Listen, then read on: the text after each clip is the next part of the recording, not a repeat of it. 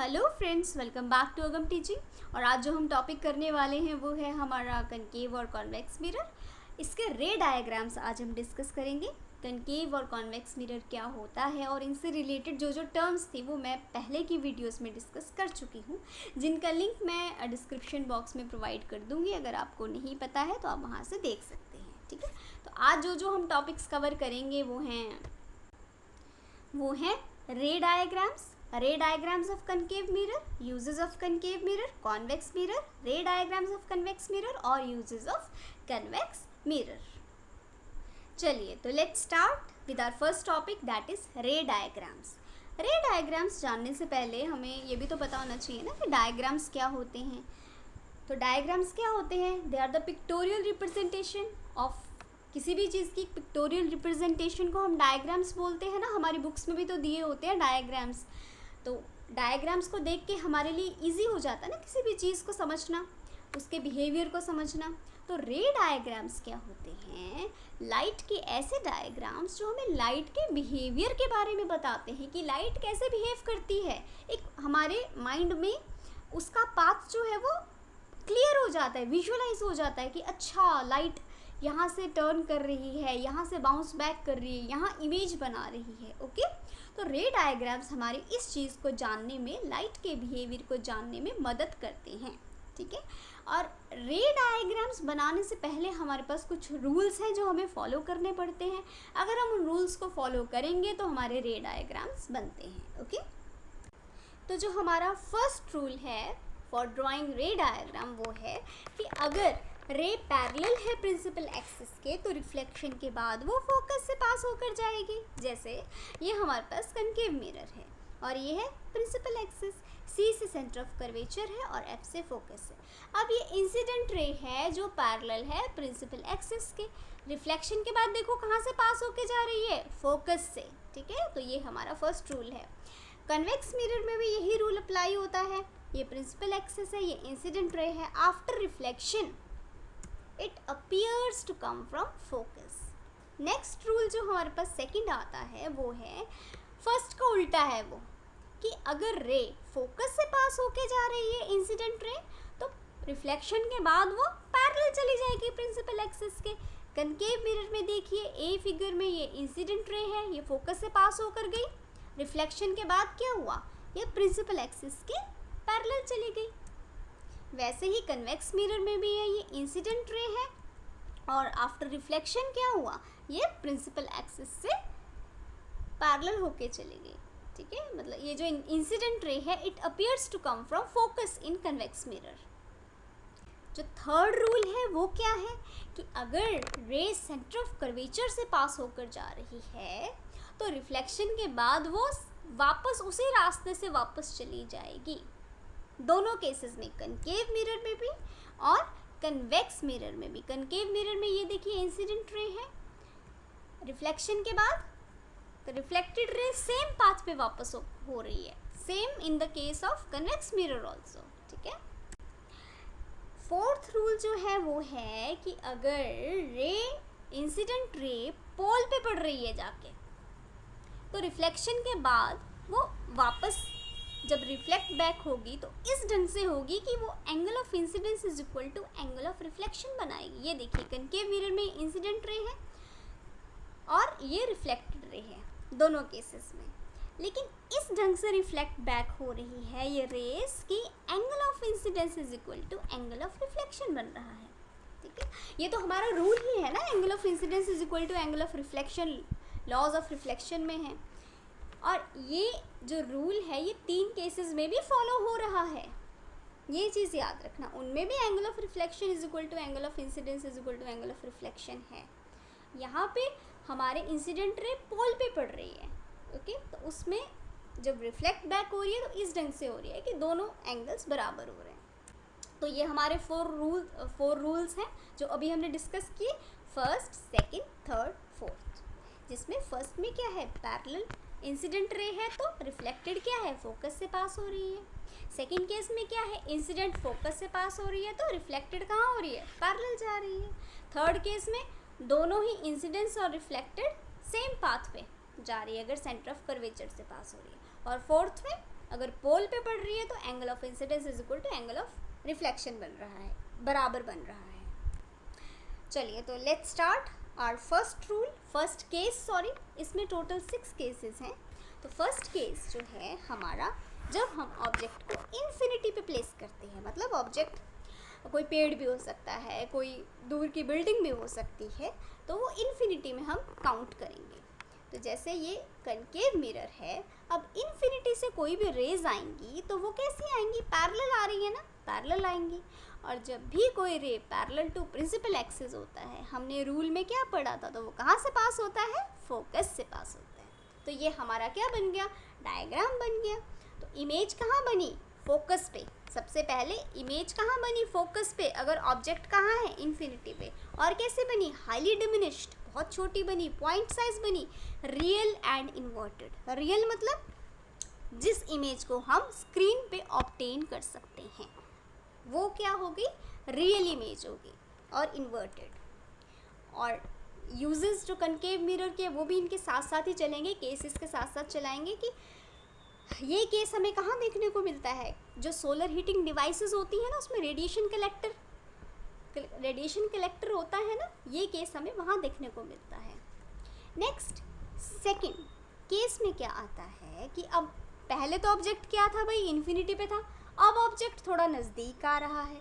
तो कहाँ पहुँच गया ऑब्जेक्ट, बियॉन्ड सी के बियॉन्ड पहुँच गया। तो रे डायग्राम बनाने के लिए मुझे 2 रेस चाहिए भाई। एक रे तो मैंने पैरेलल ले ली, अपनी सुविधा के अनुसार आप कोई भी 2 रेस ले सकते हो, कोई भी 2 रूल लगा सकते हो। तो पहली रे भाई मैंने तो पैरेलल ले ली, जिसको रिफ्लेक्शन के बाद कहाँ से पास होगी, फोकस से पास होगी। सेकंड केस में जो दूसरी रे ली वो मैंने सेंटर ऑफ कर्वेचर से पास करवाई, incident ray, according to the rule. और रिफ्लेक्शन के बाद क्या हुआ, वो सेम पाथ पे चली गई वापस। तो जहाँ पे ये दोनों रेज मिलती हैं वहाँ पे इमेज बनती है। तो इमेज कहाँ बनी, समथिंग यहाँ पे C और F के बीच में बन रही है ना इमेज। और देखो कैसी बन रही है, छोटी बन रही है। तो नेचर ऑफ इमेज क्या है, सबसे पहले कहाँ बन रही है, C और F के बीच में बन रही है। और कैसी बन रही है, डिमिनिश्ड, छोटी बन रही है, रियल और इन्वर्टेड बन रही है। अंडरस्टैंड। अगर मैं सेकंड रे अगर फोकस से भी पास करवाती तब भी इमेज ने वहीं बनना था। जैसे सेम केस है, बियॉन्ड C ही है। फर्स्ट केस तो पैरेलल था जो फोकस से पास करवाई फर्स्ट रे, सेकंड रे मैंने फोकस से पास करवा दी जो पैरेलल होगी प्रिंसिपल एक्सिस के। इसमें भी इमेज कहाँ बन रही है, C और F के बीच में। ये तो जस्ट आपको समझाने के लिए था कि आप कोई भी 2 रूल फॉलो कर सकते हो। दोनों में हर एक केस में जो इमेज है वो अपनी पोजीशन पे ही बनती है। ठीक है। नाउ जो नेक्स्ट केस आता है, थर्ड केस। अब ऑब्जेक्ट और नज़दीक आ गया। ऑब्जेक्ट कहाँ पहुँच गया, अब सेंटर ऑफ कर्वेचर पे पहुँच गया। जब ऑब्जेक्ट सेंटर ऑफ कर्वेचर पे पहुँच गया तो पहली रे में क्या लूँगी, पैरेलल ले लेते हैं अपनी आसानी के लिए, अपनी सुविधा के लिए, जो आफ्टर रिफ्लेक्शन फोकस से पास हुई। सेकंड रे, चलिए सेकंड रे को फोकस से पास करवा देते हैं, इंसिडेंट रे फोकस से पास करवा देते हैं। और आफ्टर रिफ्लेक्शन वो कहाँ से होके जाएगी, पैरेलल टू प्रिंसिपल एक्सिस। अब देखो ये दोनों रेज कहाँ मिल रही हैं, जहाँ पे दोनों रेज मिल रही हैं वहाँ पे ऑब्जेक्ट बन रहा है। अब ऑब्जेक्ट का नेचर कैसा है, इमेज का नेचर कैसा है, एक तो इमेज C पे बन रही है, सेम साइज़ की बन रही है, रियल और इन्वर्टेड बन रही है। और ये केस हमें रिफ्लेक्टिंग मिरर, जो प्रोजेक्टर लैंप होते हैं ना, उसमें जो रिफ्लेक्टिंग मिरर्स होते हैं प्रोजेक्ट लैंप में लगे हुए कनकेव मिरर, उसमें ये केस हमें देखने को मिलता है। ओके। नेक्स्ट केस आ जाता है, अब पहले C पे था ना ऑब्जेक्ट, अब और नज़दीक आ जाएगा, मतलब C और F के बीच में पहुंच गया ऑब्जेक्ट। अगेन वही 2 रूल्स हम फॉलो करेंगे। पहली मैंने पैरेलल ले गई रे जो फोकस से पास हो गई आफ्टर रिफ्लेक्शन, सेकंड रे फोकस से पास करवा दी जो पैरेलल चली गई। अब देखो इमेज कहाँ बन गई, C के बियॉन्ड बन गई ना अब तो इमेज, और थोड़ी सी बड़ी लग रही है। तो इमेज कहाँ बनी, बियॉन्ड C, एंड लास्ट बड़ी बनी, रियल और इन्वर्टेड बनी। अंडरस्टैंड। और ये केस हमें फ्लड लाइट्स में देखने को मिलता है। नेक्स्ट केस में अब ऑब्जेक्ट को और नज़दीक ले आते हैं। अब ऑब्जेक्ट कहाँ पहुँच गया है, फोकस पे नज़दीक आ गया है। तो फर्स्ट रे पैरेलल, और कहाँ से पास गई वो, फोकस से पास हुई। अब सेकंड रे आप कहाँ से पास करवाओगे भाई, फोकस से कैसे करवा सकते हो, यहाँ पे तो मैंने सेंटर ऑफ कर्वेचर से पास करवा दी अपनी सुविधा के लिए। वापस कहाँ से गई, सेंटर ऑफ कर्वेचर से ही चली गई। अब देखो यहाँ पे दोनों इमेजेस, जो दोनों रेज है सॉरी, वो कहीं पे नहीं मिल रही है, वो पैरेलल जा रही है। इसका मतलब हम सोचते हैं कि वो कहीं इन्फिनिटी पे जाके मिल रही हैं। ओके, तो इमेज कैसे बन रही है, हाईली एनलार्ज्ड इमेज बनेगी, ये रियल और इन्वर्टेड बनेगी, कहाँ पे, इन्फिनिटी पे। और ये केस कहाँ पे देखने को मिलता है, reflecting mirror in search lights, car headlights. Understand. Next case है हमारा, जो 6th केस है, वो है कि जब ऑब्जेक्ट फोकस और पोल के बीच में होता है। फोकस और पोल और नज़दीक ले आए हम ऑब्जेक्ट को। अब जब भाई ऑब्जेक्ट फोकस और पोल के नज़दीक आ गया, तो एक तो मैंने पैरेलल रे ले ली जो फोकस से होके गई, दूसरी मैं सेंटर ऑफ कर्वेचर से ले लूँगी जो सेंटर ऑफ कर्वेचर से पास होके जाएगी। अब देखो इस साइड तो वो नहीं मिलेंगी, इस साइड तो वाइड जा रही है, लेकिन जब हम इन रेस को एक्सटेंड करते हैं ना स्क्रीन की बैक वाली साइड, तो यहाँ पे जाके कहीं पे वो मिल रही हैं और इमेज फॉर्म कर रही हैं। अंडरस्टैंड। अब इमेज कैसे बन रही है, एक तो स्क्रीन के पीछे बन रही है, एक सीधी बन रही है। देखो वर्चुअल बन रही है, वर्चुअल मतलब वो इमेज जो स्क्रीन पे आप ऑब्टेन नहीं कर सकते। इरेक्ट बन रही है, सीधी बन रही है और लार्जर देन ऑब्जेक्ट बन रही है। अब ये केस हमें कहाँ देखने को मिलता है, देखो जो आपके मेकअप मिरर होते हैं, जो शेविंग मिरर होते हैं, जो डेंटिस्ट्स के मिरर होते हैं, उनमें ये केस देखने को मिलता है। आप क्या करते हो, जो मेकअप वाला मिरर होता है उसको थोड़ा नज़दीक लेते हो ना, तो मतलब वो जो ऑब्जेक्ट आप हो, आपका फेस ऑब्जेक्ट है, तो वो पोल और फोकस के बीच में आप उसको ले आते हो, तो आपका फेस वहाँ उसमें बड़ा दिखता है मिरर में, तो आप बड़ी आसानी से मेकअप कर लेते हो, या शेविंग करने वाले शेविंग कर लेते हैं। और डेंटिस्ट मिरर भी यही केस उसमें फॉलो होता है। ओके, ताकि वो इजीली अपनी जो ट्रीटमेंट है वो कर पाए दांतों की। उसमें मैग्नीफाइड इमेज दिखती है, बड़ी इमेज दिखती है। अब हम जो ये 6 केसेस थे उसमें देखते हैं ऑब्जेक्ट जो है वो पोल की तरफ जाएगा, और जो इमेज जो बनेगी साथ साथ में वो इन्फिनिटी की तरफ जाती हुई दिखेगी। देखो पहले ऑब्जेक्ट कहाँ था, इन्फिनिटी पे, फिर नज़दीक आ गया, सी के पीछे आ गया, फिर सी पर आ गया, फिर सी और एफ पर आ गया, फिर फोकस पे आ गया, और लास्ट में फोकस और पोल पे चला गया। अब इमेज देखो कैसे बन रही थी, पहले तो इमेज कहाँ बनी, फोकस पे, जब ऑब्जेक्ट कहाँ था, इन्फिनिटी पे। फिर जब ऑब्जेक्ट नज़दीक आ गया ना बेटा, पोल के नज़दीक आ गया, तो इमेज जो है वो पोल से दूर जाने लग गई, इमेज बन गई सी और एफ के बीच में। अब जब सी पे ऑब्जेक्ट आया तो इमेज कहाँ बन गई, सी पे बन गई। अब जब ऑब्जेक्ट सी और एफ के बीच में आया तो इमेज बियॉन्ड सी बन गई। देखो इमेज का नेचर देखो, इमेज पीछे वाली साइड हट रही है, जैसे जैसे ऑब्जेक्ट आगे को आ रहा है इमेज पीछे को हट रही है। अब 5th केस में जब ऑब्जेक्ट फोकस पे था तो इमेज तो बन गई आपकी इन्फिनिटी पे जाके, अब इमेज कहाँ बनेगी, अब इमेज ने सोचा इन्फिनिटी पे तो मैं चली गई हूँ, अब मैं स्क्रीन के पीछे ही जाना बेटर रहेगा। तो लास्ट में जब फोकस और पोल के बीच में ऑब्जेक्ट होता है तो इमेज कहाँ बनती है, स्क्रीन की बैक साइड, मतलब वर्चुअल इमेज बनती है जिसको हम ऑब्टेन नहीं कर सकते हैं स्क्रीन पे और इरेक्ट। इसको थोड़ा और आसानी से हम समझ लेते हैं। यहाँ पे देखिए, यहाँ पे ये ध्यान रखिए कि इन्फिनिटी का फोकस के साथ रिलेशन है, मतलब अगर ऑब्जेक्ट इन्फिनिटी पे है तो इमेज कहाँ बन रही है, फोकस पे, और अगर फोकस पे ऑब्जेक्ट है तो इमेज कहाँ बन रही है, इन्फिनिटी पे। इन्फिनिटी का किसके साथ है, फोकस के साथ, ये दोनों याद रखो। फिर थर्ड याद रख लो कि अगर सेंटर ऑफ कर्वेचर पे ऑब्जेक्ट है तो सेंटर ऑफ कर्वेचर पर ही इमेज बनेगी, ये तो याद रहेंगे ना दोनों केसेस। अब थर्ड केस में क्या है कि अगर ऑब्जेक्ट बियॉन्ड सी है तो इमेज कहाँ बन रही है, सी और एफ के बीच में, और अगर ऑब्जेक्ट सी और एफ के बीच में है तो बियॉन्ड सी में बन रही है इमेज। तो इस ढंग से इनके रिलेशंस आप याद रखोगे तो आपको इजीली याद हो जाएगा। अंडरस्टैंड। ये images formed by concave mirror है जो हमने अभी डिस्कस की हैं कि कहाँ पे पोजीशन ऑफ ऑब्जेक्ट है और कहाँ पे इमेज बन रही है, और नेचर ऑफ इमेज क्या है, साइज ऑफ इमेज क्या है। अब हम कन्वेक्स मिरर पे आ जाते हैं। देखो कन्वेक्स मिरर में सिर्फ 2 ही केसेस लगते हैं, इसके ज़्यादा रे डायग्राम्स नहीं बनते हैं। एक केस में हम ऑब्जेक्ट को इन्फिनिटी पे रखते हैं और दूसरे केस में जो ऑब्जेक्ट है वो इन्फिनिटी और पोल के बीच में कहीं पे भी हो सकता है। ओके, फर्स्ट केस में इन्फिनिटी पे है ऑब्जेक्ट कन्वेक्स मिरर में, तो हम देखते हैं कि ये पैरेलल रेज जा रही हैं, incident rays, these are parallel to principal axis. After reflection ये डाइवर्ज बैक हो रही हैं, रिफ्लेक्ट बैक हो रही हैं, इस ढंग से रिफ्लेक्ट बैक हो रही हैं कि वो अपीयर हो रही है कि फोकस से होकर आ रही है। और इमेज कैसे बन रही है? पॉइंट साइज इमेज बन रही है, बिहाइंड पॉइंट साइज इमेज बन रही है, वर्चुअल इमेज बन रही है। वर्चुअल क्यों बन रही है? क्योंकि ये स्क्रीन की पिछली साइड बन रही है और इसको हम स्क्रीन पे ऑब्टेन नहीं कर सकते और बिल्कुल पॉइंट साइज बन।